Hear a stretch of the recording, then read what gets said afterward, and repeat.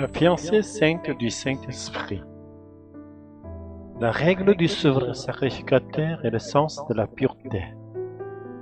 Lévitique 21, verset 13-14. Il prendra pour femme une vierge. Il ne prendra ni veuve, ni femme répudiée, ni femme déshonorée ou prostituée, mais il prendra pour femme une vierge d'entre son peuple.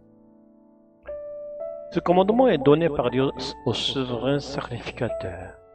À celui-ci était imposé des obligations bien plus strictes qu'au peuple ordinaire et même aux prêtres. Par exemple, les prêtres pouvaient encore prendre part aux funérailles de leurs parents, et cela était strictement interdit aux souverains sacrificateurs. Parce qu'ils devaient vivre continuellement devant Dieu, il ne lui était pas permis de se laisser aller au deuil public, de se découvrir la tête et de déchirer ses vêtements et de se lamenter. Dans le passage d'aujourd'hui, Dieu donne une règle concernant le mariage. Le souverain sacrificateur peut prendre femme et une vierge, c'est-à-dire une femme symbole de pureté. Le verbe ou femme répudiée ne doit pas être interprété littéralement dans le contexte du Nouveau Testament, mais spirituellement. Car l'ère nouvelle, par le sang de Jésus-Christ, toute souillure est expiée, et tous peuvent devenir enfants saints de Dieu. Spirituellement parlant, il n'existe aucune vierge pure par elle-même. Le sang de Jésus-Christ peut nous rendre vierges et pures devant Dieu. Pourquoi l'homme a-t-il été créé? Pourquoi l'humanité a-t-elle été créée? Nous ne savons pas avec certitude pourquoi nous avons été créés. Nous ne pouvons que le déduire. Aujourd'hui, nous tenterons d'esquisser une première réponse à travers le premier Adam. La Bible ne dit pas explicitement pourquoi Adam fut créé, et elle nous donne une indication claire concernant la création d'Ève.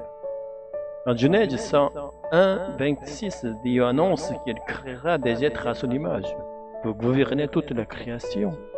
Le verbe hébreu utilisé pour gouverner est chada, qui signifie dominer, exercer l'autorité.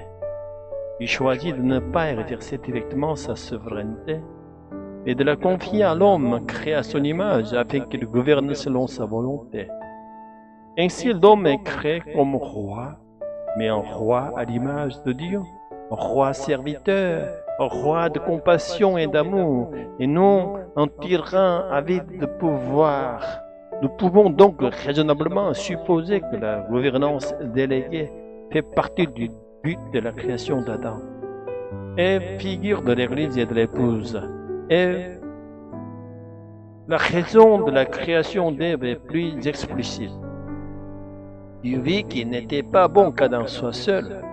Il créa donc une aide qui lui corresponde, une compagne égale à lui, capable d'accomplir avec lui ce qu'il ne pouvait accomplir seul. Ève n'a pas été créée à partir de la poussière, mais à partir de la côte d'Adam. C'est ainsi un être encore plus précieux, tiré de ce que Dieu avait déjà déclaré très bon. Comme Adam l'a proclamé avec émerveillement. Elle est os de mes os et chair de ma chair. De même qu'Ève est sortie du côté d'Adam, les chrétiens issus de la descendance de la femme sont nés spirituellement du côté transpercé de Jésus-Christ, le second Adam, par le sang et l'eau qui ont jailli lorsque la lance romaine a percé son flanc.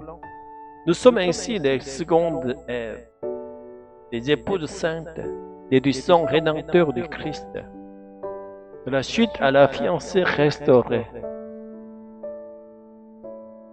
À travers cette réflexion, nous pouvons supposer que l'humanité a été créée pour devenir l'épouse sainte de Jésus-Christ.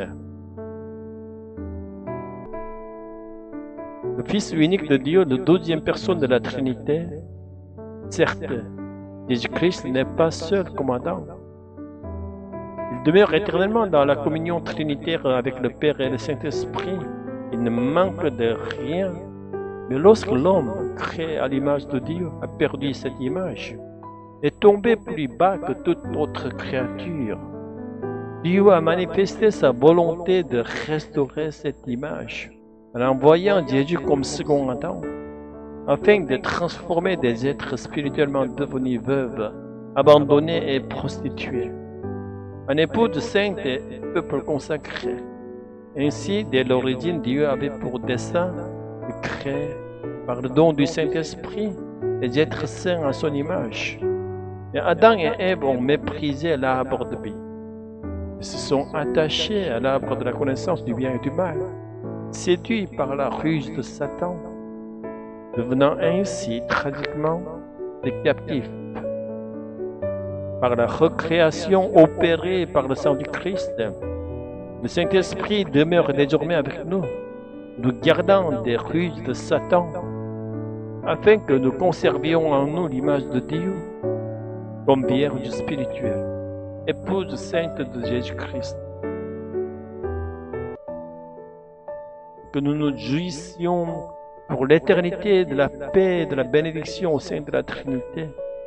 Il se peut que la chute ait ouvert un chemin plus élevé. Et il est tout aussi possible que Dieu ait prévu ce dessein dès l'origine. L'essentiel n'est pas de regretter le passé, mais d'entrer dans la paix éternelle du royaume et d'y conduire encore de nombreuses âmes. Saint-Esprit, fais-nous vivre dans ce monde comme l'épouse sainte du Christ. Alléluia. Amen.